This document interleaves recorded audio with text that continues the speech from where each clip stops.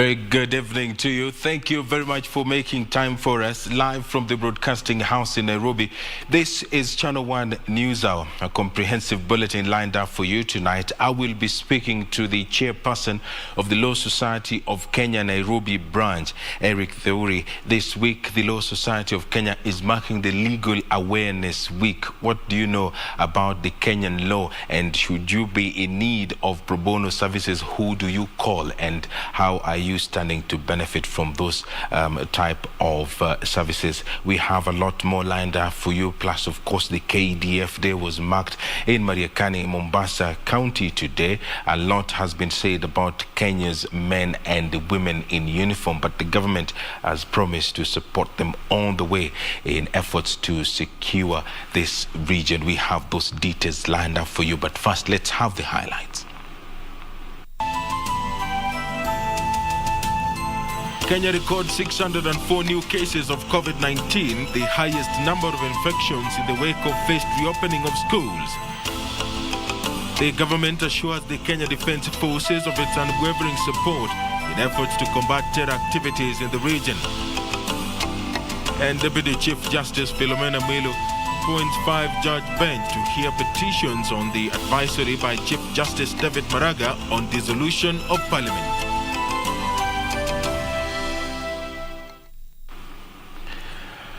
Once again, we do thank you very much for joining us tonight. My name is Edward Kabasa. Lensa Odingo is handling the sign language interpretation for us. The country has recorded 604 new cases of COVID-19, the highest number of infections witnessed in the past few weeks, only 3 days after schools resumed. The new cases are from 5,832 samples tested in the last 24 hours, signaling a worrying trend, with the national caseload reaching 42,541. In a statement, the Ministry of Health said another 10 patients had succumbed to the disease, and the national fatalities of COVID-19 now stands at 797. The rising number of COVID-19 positive cases in the country has caused jitters amid concern over disregard for rules meant to contain the disease. Statistics from the Ministry of Health indicate that the country had 42,541 COVID-19 positive cases and 797 fatalities by Wednesday. 604 new cases of COVID-19 were reported in the last 24 hours from 5,832 samples screened, and the country's positivity rate now stands at 10.4%. The new infections include 583 Kenyans and 21 foreigners. In a statement, the Minister of Health revealed that the youngest patient was a 5-month-old infant, while the oldest 94. Nairobi County bore the highest burden with 125 cases, Nakuru 113, Mombasa 87 cases, Busia 35, Uasin Gishu 33, Trans Nzoia 25, Kiambu 25, Kisii and Kisumu counties 24 cases each, Kajiado 16 cases, Nandi 13, Kakamega 12, Meru 11, Machakos, Siaya and Garissa 7 cases each, Murang'a, West Pokot and Nyeri counties 5 cases each, Turkana recording 4 cases, Wajir 3, Embu, Kirinyaga, Narok, Marsabit and Taita Taveta counties 2 cases each, while Kitui, Nyamira, Tharaka Nithi and Nyandarua counties each recorded single cases. 10 patients have also succumbed to the disease, bringing the total number of fatalities to 797. During a similar period, 88 patients were given a clean bill of health after making full recoveries. 56 from home-based care program, while 32 were discharged from various hospitals. Purity Museo, Channel 1 News.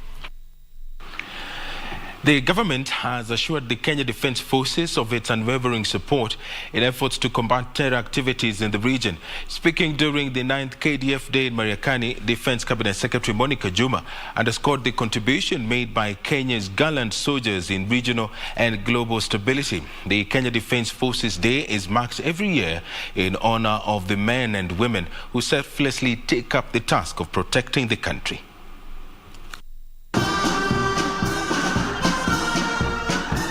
Kenya's notable contribution to the regional's peace and stability was in full display on Wednesday as the country marked the 9th annual KDF Day in Mariakani in Kilifi County. The government acknowledging the selflessness of Kenyan men and women in uniform in keeping the country safe from insurgency. Since it crossed its borders into Somalia to join the African Union mission in Somalia, AMISOM, KDF has made numerous strides in suppressing terror activities in the region. Defense Cabinet Secretary Monica Juma pledged that the government will double its efforts in ensuring that KDF is well facilitated in its defense mandate. The Al-Shabaab is degraded, although it still remains a threat. We have created space for normalization of life. We can attest to the restoration of governance and a growing capacity in Somalia. Most significantly, the blatant attacks on our territory from across the border have reduced remarkably, enabling our populations to engage in productive lives. The 9th annual KDF Day was marked in commemoration of Kenya brave soldiers who have and continue to pay the ultimate price in line of duty. Kenyans and those within our territory sleep easy because you watch over us. Kenyans can go about their lives with assurance because of your sacrifices. Our country has become an investment destination of choice because you have volunteered to make it great. Our nation has become a demonstrative leader because you watch and guarantee the freedoms, the norms and standards that secure our nation, our region and the world. The event was also used to show support to families of the soldiers as well as former soldiers who are still battling injuries and trauma sustained in the line of duty. We have just completed an ultra-modern Defense Forces Wellness Center to provide specialized trauma services to all KDF personnel and their families. And this facility will be formally inaugurated on the 28th of this month.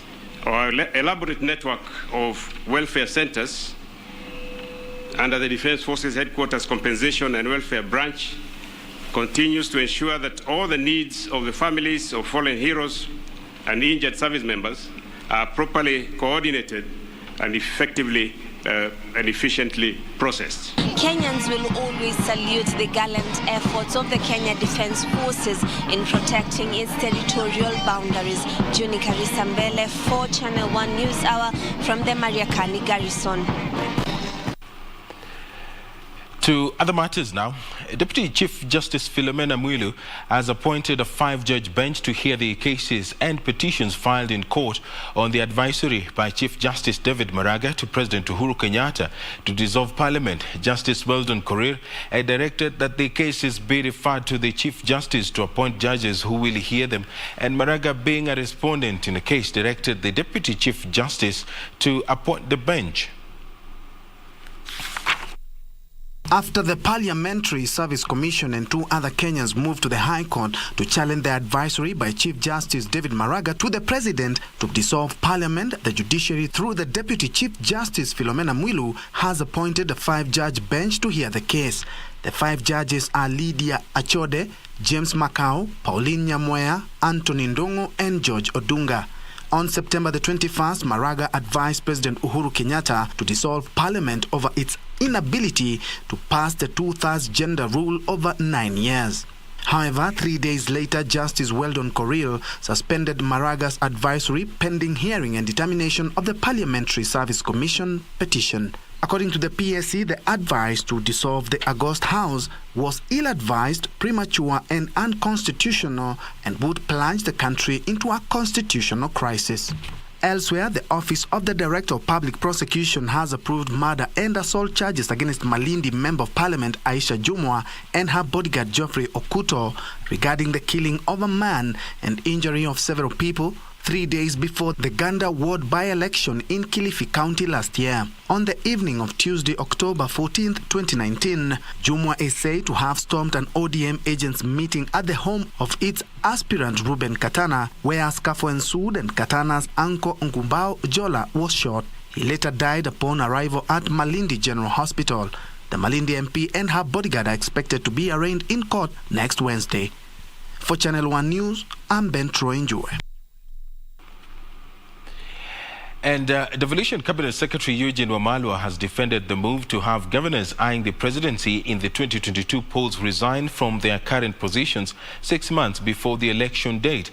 According to Wamalwa, the decision by the High Court is to cure service interruption in counties, as the governors will be busy in the field rather than offering services to Kenyans. Speaking during the Law Society of Kenya Legal Week, Wamalwa said the move should not be viewed negatively. With a section of governors faulting Justice Weldon Korir ruling that county bosses aspiring for the 2022 presidency should resign from office 6 months before the election date, Devolution Cabinet Secretary has come to the defense of the decision, saying it was of the benefits of the citizens as service might be interrupted in the campaign period. It is a period within which, of course, he must be released to go and do his campaigns. He must also be checked so that to ensure that also there's no abuse of his position to advance his personal ambitions. Speaking at the Law Society of Kenya Legal Week, Wamalwa said so far Devolution has opened up Kenya, but cited corruption, which he termed a major stumbling block that must be tamed. And most of the money would just go towards recurrent expenditure, towards buying fuel guzzlers, and the money does not go towards development. That in itself defeats the objects of devolution under Article 174. With the national government being accused of clawing back the gains made by devolution following the transfer of services from Nairobi County to the Nairobi Metropolitan Service, Wamalwa insisted that the move was initiated by the county government to save the system from collapsing. I certainly have my doubts as to whether there might be a proper framework for the transfer of function. So if there is that we need to strengthen the procedures, because the Constitution allows, the law allows, but the process is something that we are working on. And really, Nairobi set a precedent.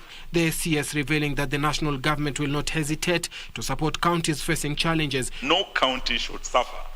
And we turn a blind eye and say, no, they have their own government, let them sort themselves out. That must never be allowed to happen. Stakeholders at the meeting called for the speedy establishment of legal framework to guide regional blocks to unleash their economic potentials. The bill at the Senate and the policy are so critical because they will assist the regional blocks to be able to pull together money. Suleiman Yeri, Channel 1 News.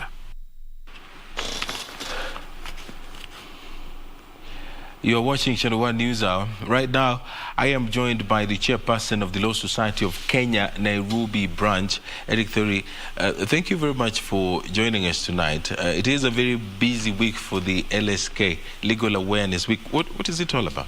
Thank you, Edward, for inviting me. The Legal Awareness Week is the week where lawyers traditionally would offer what you call CSR, giving back to the society. Mm-hmm. And lawyers, ideally, their stock in trade is giving legal advice.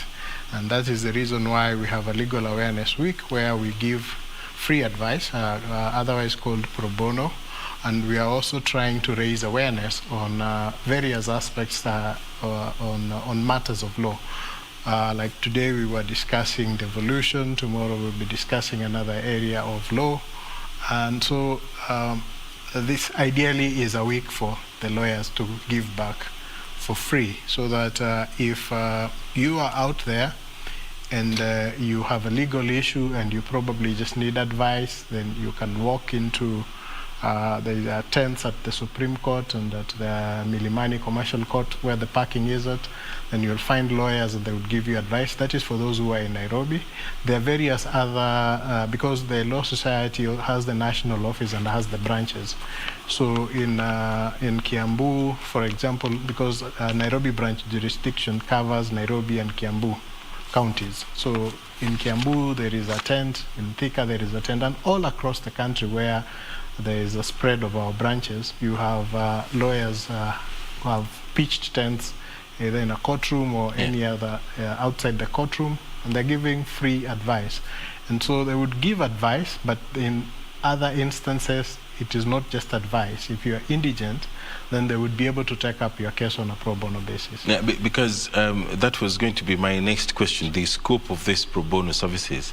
Yes. We have seen in movies, for those who have been watching so many movies and TV programs about law and pro bono services, this basically means that these lawyers are taking up these cases free of charge. So a litigant is not required to pay any services. Yes, that is actually the essence of it. It's free service. Ordinarily, you would find, you see, it all depends. There's somebody who might tell you that they would be able to pay 200 or 300 to file a case, but they don't have a lawyer to argue it for them. Others may just require a lawyer to help them prepare the necessary documents, and then they would go to court, depending on the legal issue that a client faces. Others might be having really complicated legal problems, but they do not have the resources to either file that case or hire a lawyer to go to court. So it will depend on the circumstances of each particular person and the lawyer that they meet there. And even in instances where perhaps going to court might not be the best option because there are other agencies, for example, other constitutional commissions, IPOA, the Ombudsman, who may be able to resolve an issue. So it will all depend on the kind of issue that the client who is seeking advice is having, and the lawyer then determines what is the best way to remedy whatever legal issue that has been presented before him or her. And most of the time, how does it happen? Is it the state that appoints the lawyer for you, or you as the accused, for example, seeks the services of that lawyer? In criminal cases where you've been charged for murder, the state is obligated to appoint somebody to defend you. In fact, the Constitution requires that in any case, not just murder, but in any case where the punishment is severe and is likely to impact at a huge level on your legal rights, then the state should provide an advocate. But it is it is a scheme that has not been working very well. It is expensive. There is a national aid legal scheme that has been set up, but the allocation, of course, you understand in this country we have scarcity of resources, and so therefore issues like legal aid are not being given the kind of prominence that they deserve. But considering if you look at even the statistics, it will tell you that a lot of people who are in jail are unrepresented. And that may tell you that there is a huge number of people who are in jail who are not supposed to be in jail. And the real function of a lawyer is to ensure that no one who doesn't deserve to go to jail goes to jail. So even if in the process one or two who deserve to go to jail escape, it is better than having one person in jail who doesn't deserve to be in jail. So what happens? As a lawyer, can you go to, let's say, for example, a committee or Naivasha or Manyani or these prisons to solicit for cases because clearly it is about backlog. The judiciary has been struggling to clear this backlog for years. There's a list of judges that is currently pending. It has not been approved. It means that some of these cases will still wait for long. So as a lawyer, what do you do to ensure that as a responsible citizen you help clear this backlog? Of course, under our regulations, a lawyer is not entitled to solicit. I mean, similar to touting, that is not allowed. It's actually professional misconduct. And so when we go to give legal advice, or when we advertise that we're giving legal advice, and often we visit prison, remand home, for purposes of just giving advice. But in the course of giving advice, you actually come across a case that is deserving of more action than just the provision of that advice. And so in those particular instances, then you take it up as a means of giving back to society. You take it up and you represent that person on a pro bono basis. All right. Yes. Let's talk about discipline now. We rarely hear cases of lawyers being debarred. Is it happening? Yes, it happens a lot. I think the Law Society has a very, very robust system of disciplining errant lawyers. If you were to consider that against the other professionals that we have a robust system, and it is not always, because it is a peer review mechanism, it is not always that it would lead to debarment of an advocate, but in the serious cases that deserve debarment has been done, and so many other lawyers have been debarred. How many this year?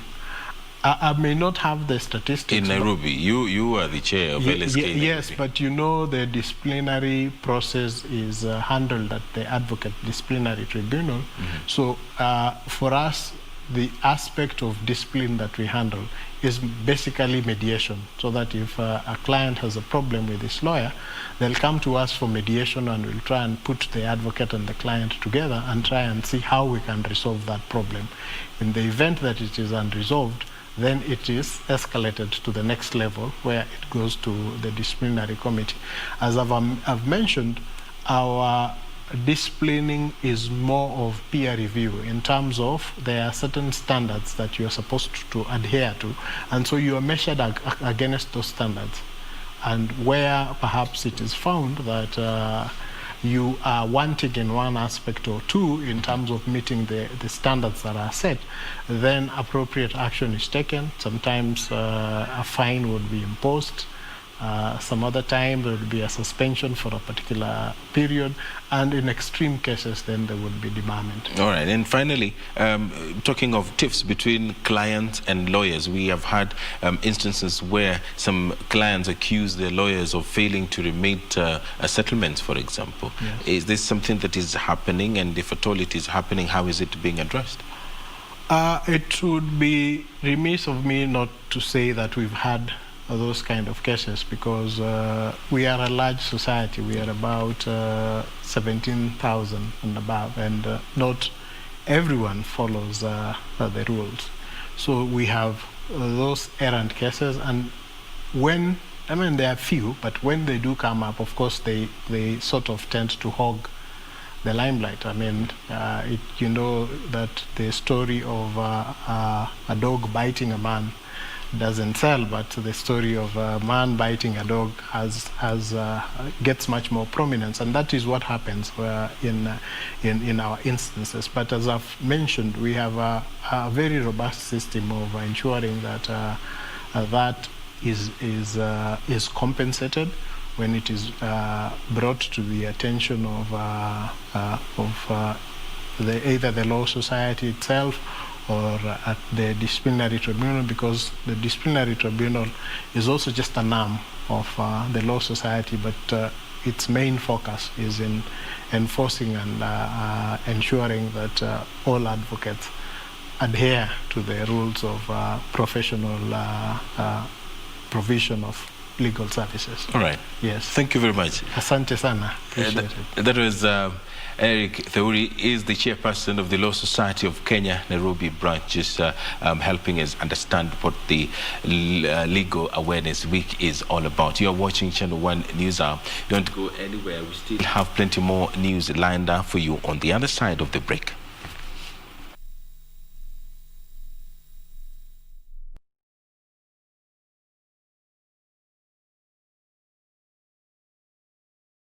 None of us would have anticipated the spread of what started in Wuhan city. And we would never have anticipated that the virus would spread across the world, and indeed was going to impact all of us. Just like other countries in the world, Kenya has been experiencing massive destruction of the economy in terms of GDP decline and job losses.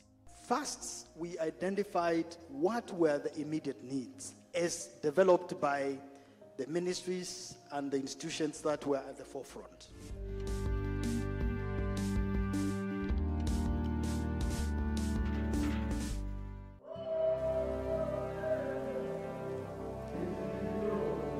In the last 20 years, we have grown to ensure that we are able to get down to the people and bring the services closer to the people. When we migrated, today we have almost 90, if not more, 90 TV stations in all languages. New, better, more modern jobs were created in the tens of thousands. Mimi kama mwana bodaboda, network imenisaidia sana kwa sababu unaweza ongea na mkulima, kuitie kazi, uje uchukue kazi huko.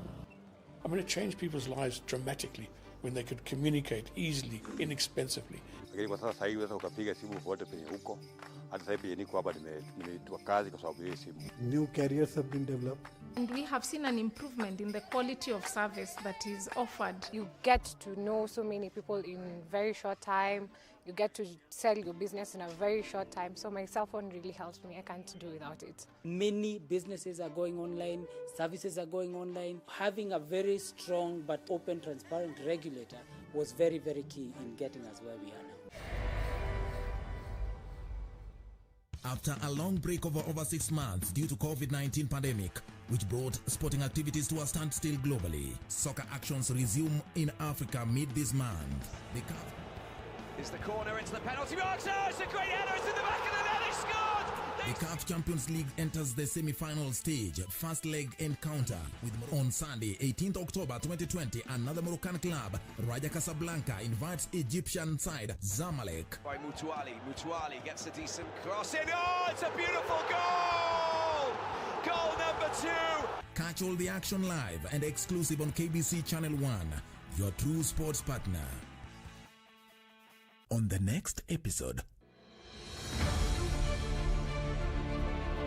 the construction of Diba Dam in Kirinyaga County is among key development projects by President Uhuru Kenyatta aimed at increasing rice production in the country and putting more money in the pockets of farmers.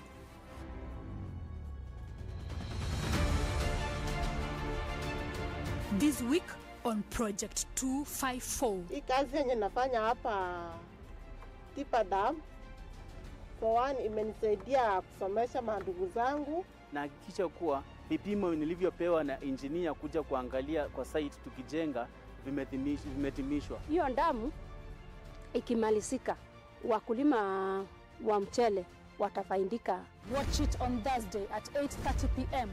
only on KBC Channel 1. This weekend on KBC Channel 1. Yes, I am Bolil. Why not? You don't know. Maybe you live in another planet. For Christ's sake, when will you break free from these myths and beliefs? Maybe she never will. Atito, what are you trying to prove? Prove where? I have nothing to prove to you, mushroom head. Will someone fill us in? You mean Hatat, eh? Right? Then why are you playing it? You think you are stupid? But put your body self out of this. You have no idea what I'm speaking about. Sati, you do guavas. I'm trying to concentrate here. Hey, Kinyanjui, let the dude speak. Oh, you want him to speak, eh? You want him to speak? He will not speak.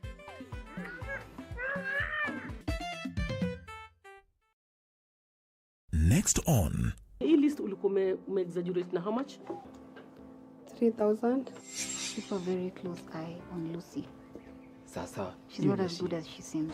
I know a thing or two, so what are you looking for? I can help you. Actually, I don't know yet, but Glenn says that. Glenn?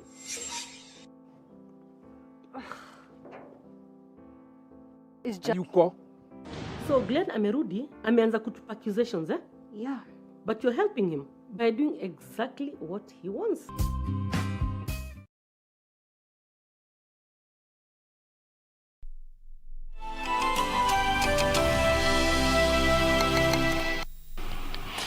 A very good evening to you. If you're just joining us, this is Channel 1 News Hour. My name is Edward Kabasa. Members of the Kenya Medical Practitioners and Dentists Union, who are also lecturers, have today joined a strike called by the university's academic staff union, UASU, to demand payment of their allowances. In a statement released on Wednesday, KMPDU instructed doctors, dentists and pharmacists to withdraw their services with immediate effect. In the meantime, services on the agony of patients at the Thika Level 5 hospital in Kiambu County entered its third week after medical personnel downed their tools over delayed payment. Kenya Medical Practitioners and Pharmacists Union today endorsed the strike by the University Academic Staff Union, urging their members to also down their tools. Their strike is bound to affect services at Kenyatta National Hospital and Mathare National Teaching and Referral Hospital. This even as they intend to meet on Friday this week to deliberate on the matter. Far afield in Kiambu County, patients are deserting the Thika Level 5 hostel as the medical personnel strike over delayed payment entered its third week. For Mary Njeri, the strike has worsened the situation of her ailing 91-year-old mother. Her mother has been at the hospital for the last 4 weeks over a fractured leg, which she said the medics only screwed a plate on the leg, leaving her to heal on her own. Timothy Kipnusu for Channel 1 News.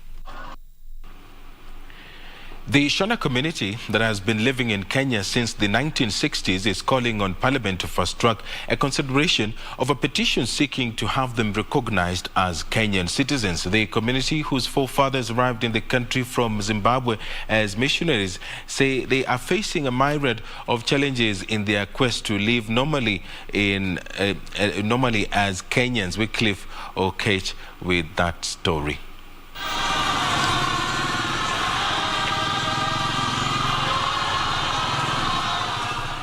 In the 1960s, over 300 missionaries drawn from the Shona ethnic group in Zimbabwe migrated to Kenya. They established the Gospel of God Church and then settled in various parts of central Kenya. Decades later, their descendants are seeking formal recognition as Kenyan citizens. Sisi tuko na kilio kwa serikali ya kitambulisho yama yati tujulikane, kwa sababu tulikuja na wazazi wetu hapa wote wakakufa. Hatuna mahali yenyewe tunajua. Sisi tunategemea hii Kenya kwa sababu niyo inji yetu. Hatina inji ingine. On Wednesday, they marched to the Kiambu County Assembly carrying placards as they sought to know the progress of a motion tabled on their behalf by Kinoo member of County Assembly Kimani Wanjiku. MCAs have already approved the motion, which seeks to have members of the community issued with Kenyan birth certificates and identification cards. The post-independent constitution had no place for people of foreign descent to be registered as citizens. Currently, the Shona population in the country is more than 5,000. Majority live in Kinoo, Kiambu County, where the lack of identification documents has condemned them to menial odd jobs for livelihood. Ni watu wanajitegemea kwa kufanya kazi, lakini huwezi kufanya kazi biashara yoyote bila kitambulisho, na huwezi kufanya kitu chochote bila kitambulisho. Sasa tumekuwa na maisha magumu hapo nyuma kidogo, ambapo tuliweza kupata matatizo ya kufungwa, wengine hata wamama wetu kupata watoto wakiwa jela. Kiambu County Governor Dr. James Nyoro and County Assembly Speaker Stephen Dicho, while acknowledging their plight, said it is high time the Shona are recognized as citizens of Kenya. Mimi nataka kuhakikishia kuwa wakati nitaongea na rais, hii itakuwa jambo moja ambalo nitagusa. Nitamwambia kuna file inamgojea kwake ya kupea wanashona ID ili waishi kama Wakenya wengine, kama vile ilifanyika na Makonde. There is no African that can be stateless when he or she is in Africa. You can only be stateless in Europe or in America, not in Africa. So the misuse of Gina stateless should stop immediately. Members of the Shona community will now seek audience with members of the National Assembly and Senate on Thursday. Should their wish be granted, they will become the 45th tribe in Kenya after the recognition of the Makonde and Asian communities.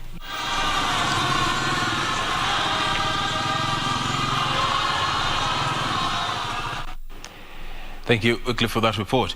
Maendeleo Chapter Party leader Alfred Mutua has called on the Mount Kenya region not to be swayed by leaders whose intention is to divide them before the next general election. Speaking in Nyeri town on Wednesday, Mutua, who is also the Machakos County governor, said politics of division is a threat to development and all leaders should preach unity in diversity. Residents of Mount Kenya have been cautioned against falling prey to politicians out to sow politics of discord. Speaking in Nyeri town while on a Meet the People tour, Maendeleo Chapter Party leader faulted leaders who are trying to gain popularity by dividing Kenyans. Na sasa watu wa Mount Kenya naona mnatawanyika. Na wale wanaowatawanya hata hawajatoka hapa Mount Kenya. Mnapewa sumu na wengine na mnaimeza, mmefungua midomo. Tunaona ya kwamba pengine mmeona ya kwamba you feel like you've been in power for so long, you are taking it for granted. Jambo ambalo sio nzuri. Nyinyi ndio mashujaa ambao mlipigania uhuru na wengine. Mnapaswa kuwa mkiungana pamoja mkiwa na viongozi wenyu, mnashikana mkono, sio kutenganwa ama kutenganishwa na viongozi wengine ambao hata hawajatoka katika eneo lenu. Mnajimaliza nyinyi wenyewe and the rest of Kenya tunawaangalia tu. Mutua said should Kenyans give him an opportunity in 2022, he will address the issue of creating more opportunities for the young people who have remained gullible to political machinations. Kwa hivyo wakati umefika wa kusema ya kwamba lazima tuwe na muungano wa siasa ambao unalete maisha bora. Mimi nimekuja kuambia wananchi ni jukumu letu viongozi kurudishia wananchi mkono, ndio maisha yaweze kuendelea na mbele, ndio tuweze kuchunga hali ya maisha. The Orange Democratic Movement Party leader Raila Odinga has defended the Building Bridges initiative, saying it is key to addressing Kenya's development challenges like the youth unemployment menace. Raila is pleading with Kenyans to support the initiative that he says will cure the perennial tribal conflicts witnessed every electioneering period. BBI is aimed at opening opportunities for our youth, our country. Creating more opportunities, bringing the people together so that our people can be able to interact together as one people. We want a Kenya that is united as is in our national anthem.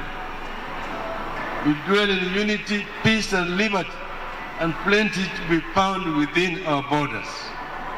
That plenty is not going to drop down like manna from heaven. It will come through the sweat and toil of our people. We need to give our people an opportunity to be able to be more gainfully employed and work for the development of our country.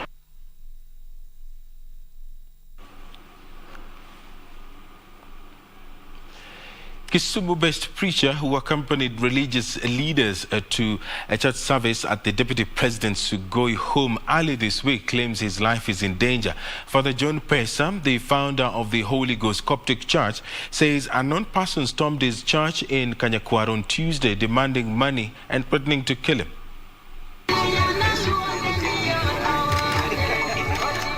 It was the visit to Deputy President William Ruto's home in Sugoi that is now tormenting one John Pesa, a Kisumu-based preacher. The founder of Holy Ghost Coptic Church, based at Kanyakwar in Kisumu, says since his meeting with the Deputy President, strange people have been sending text messages threatening to harm him. Nilikuwa na watu wengine katikati yenu. Miji hii alijaa ndugu zangu. Atitoa pesa ambayo Ruto alipatia wewe. Tunataka hiyo pesa. Na ninasema Amerika nayo ni mbali sana. Nipate wapi pesa niende? Sikupata pesa. He says, as if that was not enough, a number of unknown people stormed his church on Tuesday, demanding a share of the money he was given by the Deputy President and even threatening to kill him. Father Pesa says he was not taking the threats lightly and had reported and recorded statements at Kondele and Central police stations, adding that the visit to DP's home was purely to offer prayers and that he was not given any money. Naona watu wengi wanasema tunataka kwenda kwa Ruto tupate pesa. Pesa iko wapi? Ruto iko na pesa? Au Ruto ni asla? Asla anapata pesa wapi? Yeye alikuwa mtu ambaye anafanya biashara ya kuku na makaa. Wewe ulianza na kufanya nini? Uchoyo. Uchoyo si nzuri. The controversial preacher who has been the subject of ridicule on social media platforms after he erroneously said King Solomon killed Goliath in the Bible said he was shocked by the latest happenings after the visit. Mawe ya King Suleiman alikuwa mawe mmoja na aligonga Goliath mara moja taro. Goliath onina ataro kuringa de mangute mu.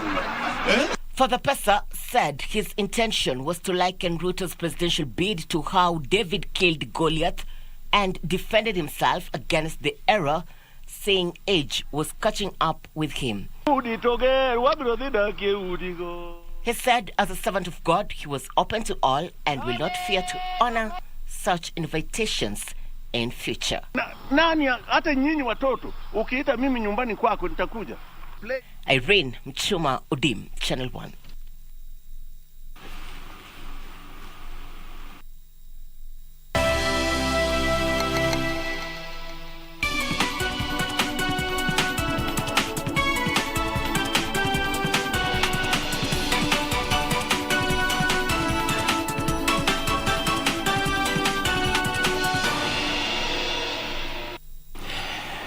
Let's cross over to business now. So Safaricom processed an average of 6 Fuliza overdrafts per second this year as Kenyans' appetite for credit increased.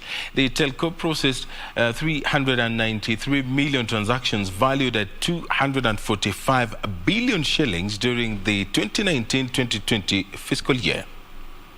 The Communication Authority report on the telecommunications sector released last week said Kenyans deposited an average of 7 billion shillings daily on mobile money platforms between April and June this year, following a recommendation from the government for cashless transaction as well as waiving transaction charges for low denominations. Safaricom now says part of its increase in mobile money transaction was partially driven by Kenyans' growing appetite for low-priced loans. In the last 6 months, the teleco says it has been processing an average of 6 Fuliza transactions per second. Fuliza attracted 20.8 customers who carried out 393 million transactions valued at 245 billion shillings. With most Kenyans opting to work from home as COVID-19 preventive measures, the teleco saw an increase in home-based fiber optic connections, connecting 34,238 residential homes to their network. According to Safaricom CEO Peter Ndegwa, innovations have driven the firm's growth despite the harsh economic conditions occasioned by the COVID-19. This year in particular, more than ever, we've had to show Safaricom's strength as a digital and technology service provider because we become a lifeline for many Kenyans during this pandemic.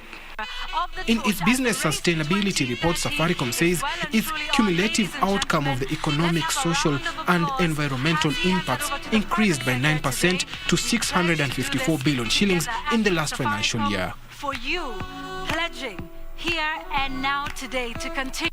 To matters fuel now, a litre of super petrol has been increased by 72 cents from midnight in the latest monthly fuel review by the Energy and Petroleum Regulatory Authority. On the other hand, a litre of diesel reduces by 2 shillings 18 cents while the price of kerosene remains unchanged.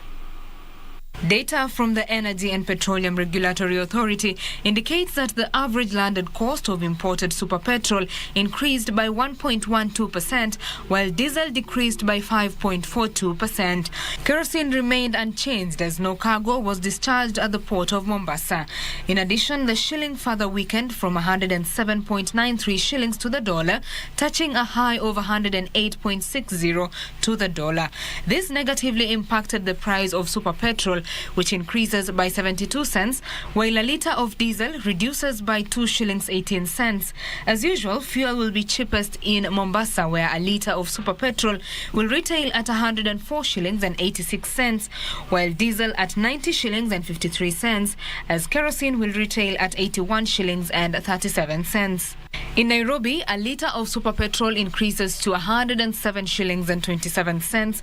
Diesel reduces to 92 shillings and 91 cents, while kerosene will sell at 83 shillings and 73 cents. Fuel will be most expensive in Mandera, where a litre of super petrol will retail at 120 shillings and 30 cents. Diesel sells at 105 shillings and 96 cents, while kerosene will cost 96 shillings and 77 cents. Betty Kiptum, Channel 1 Business. Revenue collection by counties for the year ended June this year dropped by 4.6 billion shillings, blamed on COVID-19 restrictions. Data from the Controller of Budget shows that 5 counties exceeded their revenue targets, while 8 devolved units saw their collection drop by half in the period to June 2020. The report by the Controller of Budget shows that 35.8 billion shillings was raised in the period June 2019 to June 2020, reflecting a revenue drop of 11.2% from 40.3 billion shillings recorded a year earlier. Lamu, Homa Bay, Taita Taveta, Machakos and Bomet counties exceeded their annual collection target, while the counties of Meru, Nandi, Busia, Siaya, Wajir, Kajiado and Kisii raised less than 50% of their collection targets. The report says this underperformance of own-source revenue collection was partly as a result of economic disruptions occasioned by actions taken by the government to contain the spread of the COVID-19 pandemic, which impacted all sectors of the economy. Counties are likely to come under fiscal pressure going forward unless the national government steps in. Kenya imposed sweeping restrictions in March this year, when the country recorded its first case of COVID-19. Inter-county movements were imposed for Nairobi, Mombasa, Kilifi and Kwale counties in a frantic effort to arrest the spiral of the disease. In the last quarter of the March to June, during the lockdown period, own-source revenue fell 32% to 7.8 billion shillings from 11.4 billion shillings a similar period a year earlier. O'Brien came in for Business, Lunchtime News. The National Irrigation Authority has set aside 500 million shillings to expand irrigation activities in Turkana County. Water and Sanitation Cabinet Secretary Cecily Kariuki says the project seeks to put 15,000 additional acres of land under irrigation in the county in the next 5 years as a way of diversifying the county's livelihood. The government intends to put an additional 700,000 acres of land under irrigation to bring the total acreage of land under irrigation to 1.2 million acres in the next 2 years. To this end, the government through the National Irrigation Authority has started construction, rehabilitation and expansion of 4 irrigation blocks in the vast Turkana County. The 4 blocks, Lukabe, Katilu, Loitikip and Naipa, will be expanded as the government targets to increase acreage under irrigation in the county to over 15,000 acres. Hapa hii sehemu ina potential kubwa. Kama ekari 1,100 inaweza ikapatikana hapa Turkana. Phase 1 of the project, which is set for completion early next year, will see construction of the Naipa irrigation scheme at a cost of 90 million shillings, with approximately 2,000 farmers earmarked to benefit from the scheme that will put 1,000 more acres under irrigation. We are opening up 1,000 acres, new land, putting it in the hands of 2,000 farmers. According to an impact assessment of the project, horticulture and maize production will net the county an additional 68 million shillings annually in revenue. Hapa Katilu peke yake ni sehemu sisi watuka tunasema tunajivunia kwa mambo ya ukulima. The project is also earmarked to help locals diversify their livelihoods and increase their earnings. Mambo ya chakula ya kusaidia watu kwa vile hawajiwezi na wako na mashamba na ni kuwaletea maji pekee ama kuinvest na maji. Ndio hii kazi timu yangu inasimamia, ndio tuhakikishe ya kwamba maji yanawafikia na nyinyi munaweka mambo ya kilimo, biashara mbele. Farmers will also be trained on proper crop husbandry to increase quality of their produce. Benson Riopa reporting for Channel 1 Business. And in other business matters, finger millet farming in Kisii County is on an upward trajectory following the introduction of new varieties by the Kenya Agricultural and Livestock Research Organization. Farmers have recorded improved harvest due to the new seed variety that has adapted to the region's climatic and soil conditions. Gladys Kemunto sifts her finger millet after sun drying. She is enjoying a bumper harvest courtesy of improved seed varieties by the Kenya Agricultural and Livestock Research Organization. KALRO is conducting adaptive research to ensure small-scale farmers optimize their produce by having the right seed for their farms. In previous planting seasons, Kemunto could not predict how weather changes would affect her crop.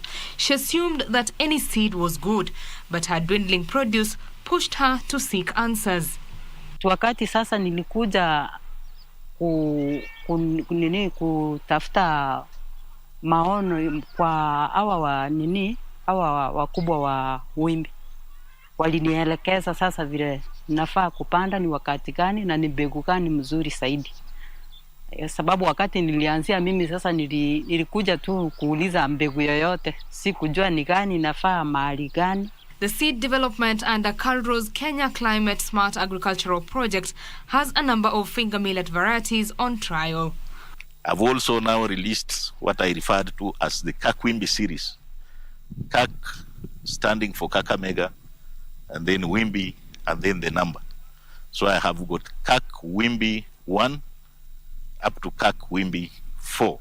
The fisted U15 variety, popularly known as Maridadi, was Kemunto's choice. KALRO also teaches farmers how to correctly plant the seeds, and Kemunto, like many other farmers, recognizes the value of expert advice in farming. Tangu wanielekeza vile napanda na mbegu yenye inafanya kwa wakati fulani, kutoka wakati huo napata mapato mazuri zaidi.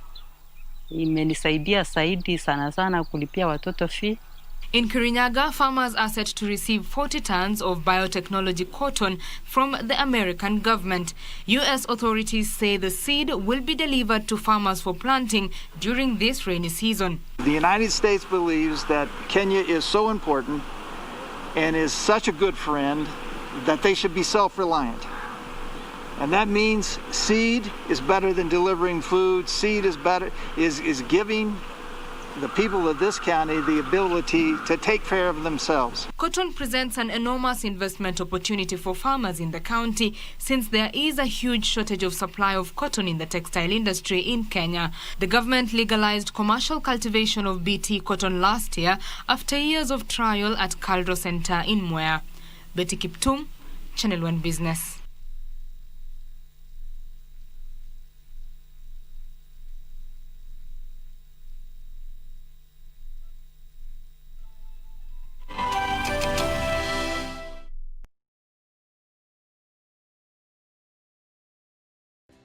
It was New Year's Eve 2019 when health officials in China admitted they had a problem. The rapidly growing number of people were developing a dry cough and fever before getting pneumonia, and for some, it turned fatal. Doctors have named the disease COVID-19. When they tried to trace its origin, they found a likely source, the food market in Wuhan. In no time, the virus had spread across the globe. The first case of coronavirus in Kenya was confirmed on 12th March 2020. In response to the rise of more cases, the government introduced measures and directives to reduce the spread of the coronavirus. We are now below the 5% positivity rate recommended by the World Health Organization for reopening. COVID-19 is preventable. Protect yourself, your family, and the community. This message has been brought to you by the Government of Kenya and its partners. On the next episode, there is a danger that positive steps may encourage a shift in public attitudes toward the pandemic, such as the threat being taken less seriously or thinking the pandemic is over. We might not know everything about the pandemic, but we do know a lot more than we did in March. And although we only know in part, we are better prepared today than we were in March this year.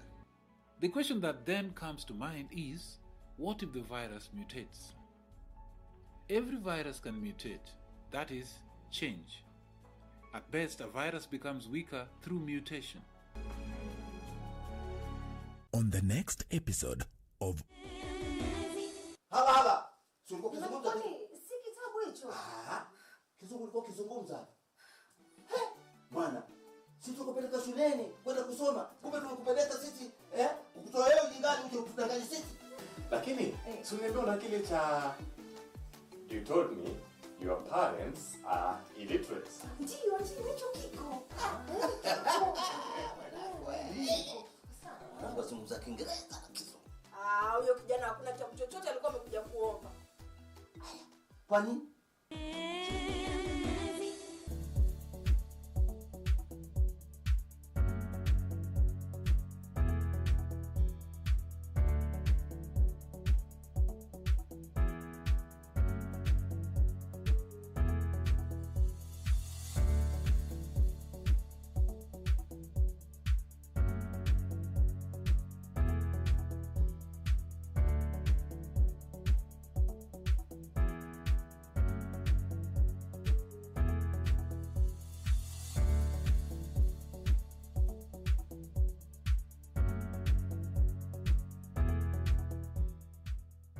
After a long break of over 6 months due to COVID-19 pandemic, which brought sporting activities to a standstill globally, soccer actions resume in Africa mid this month.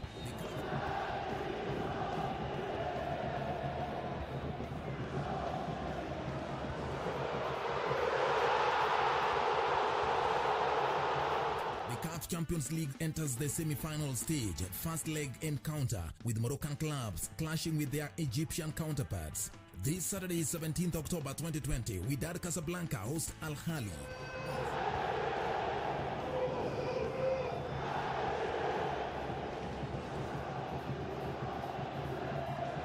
Catch all the action live and exclusive on KBC Channel 1, your true sports partner.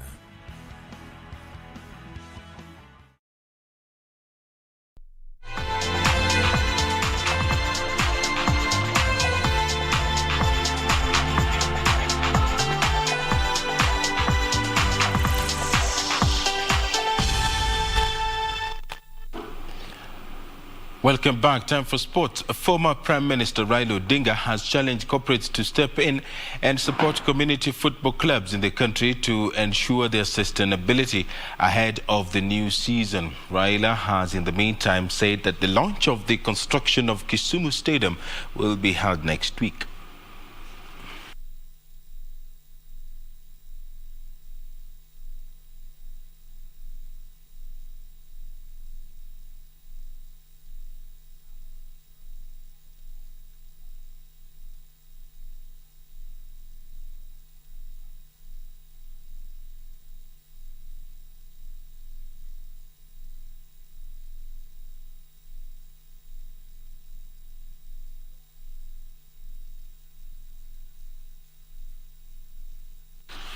And Neymar moved second behind Pele in Brazil's all-time leading scorer list by scoring a hat-trick in their 2022 World Cup qualifying win over Peru.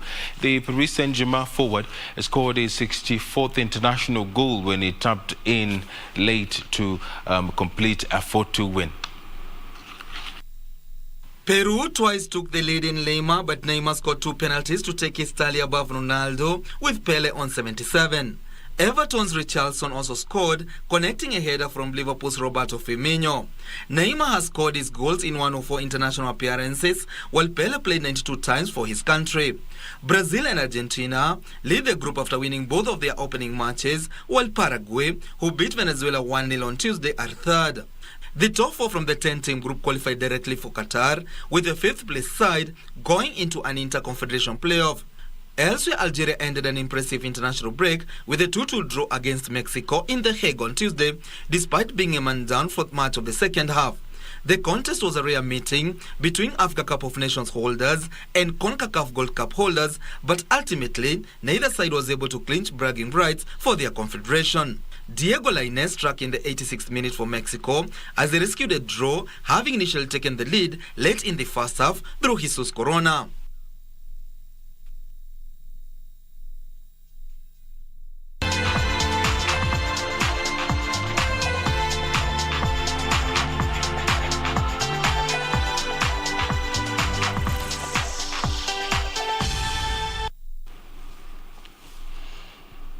And that does it for us for this edition of Channel 1 News Hour. We do thank you very much for keeping us company.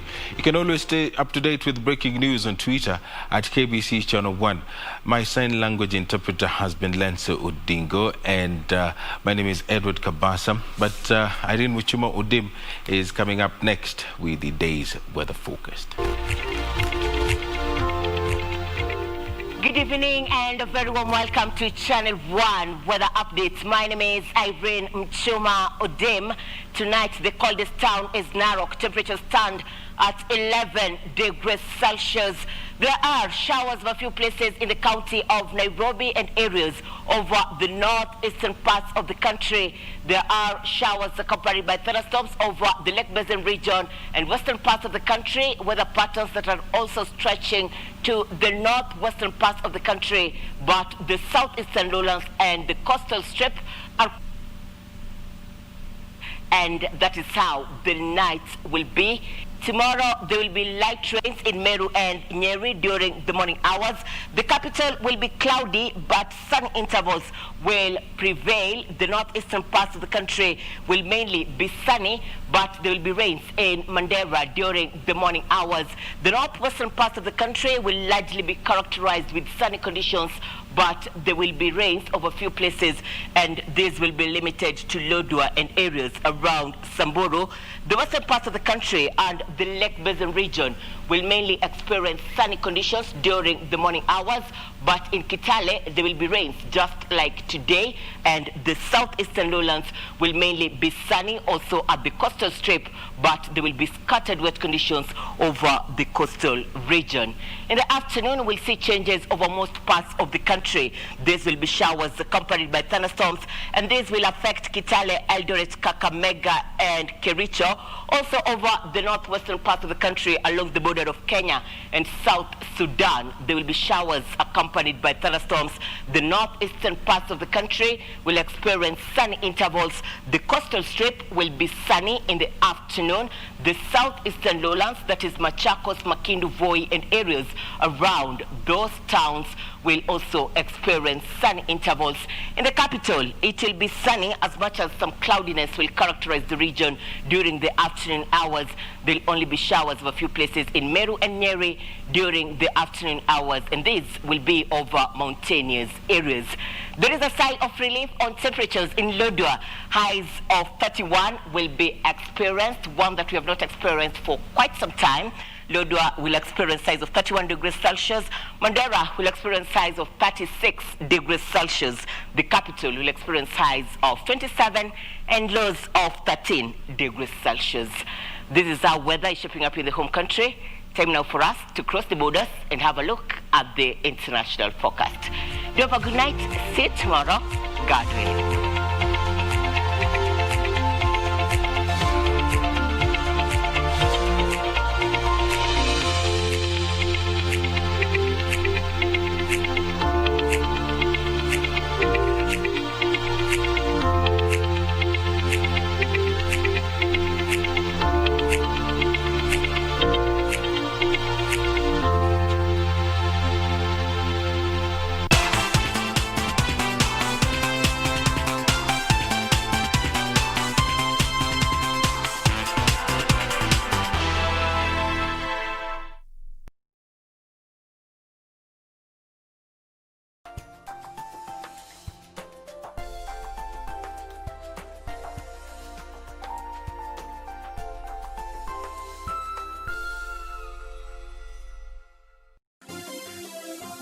Vera Beauty College. Vera Beauty and Fashion College, with branches in Nairobi, Eldoret, Thika, and Meru.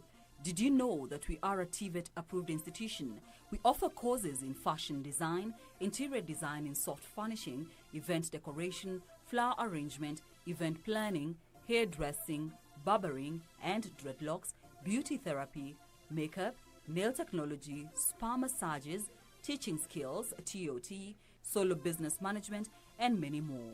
Register now and visit our website on www.verabeautycollege.com. You can also call on 0725 923 550 Nairobi branch, 0728 087 689 Eldoret branch, 0722 227428 Thika branch, 0725 000 706 Meru branch. Vera Beauty and Fashion College, a TVET approved institution.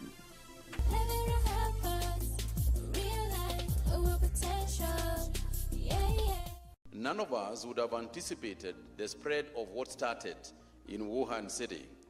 And we would never have anticipated that the virus would spread across the world and indeed was going to impact all of us. Just like other countries in the world, Kenya has been experiencing massive destruction of the economy in terms of GDP decline and job losses. First, we identified what were the immediate needs as developed by the ministries and the institutions that were at the forefront.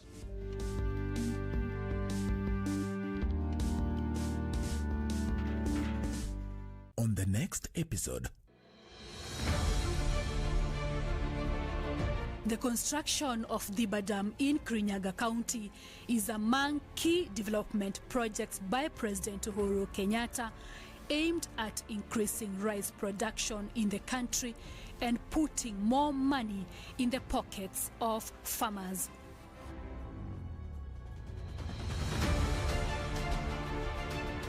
This week on Project 254. Hii kazi yenye nafanya hapa Diba Dam, for one, imenisaidia kusomesha mandugu zangu. Na hakikisha kuwa vipimo nilivyopewa na engineer kuja kuangalia kwa site tukijenga vimetimishwa. Hiyo damu ikimalizika, wakulima wa mchele watafaidika. Watch it on Thursday at 8:30 p.m. only on KBC Channel 1. Next on ما نسمع اسم النبي لازم نصلي عليه اللهم صل عليه. Katika mambo ya kawaida, mapenzi itoke upande wetu kwa kumpenda Mwenyezi Mungu Subhanahu wa Ta'ala.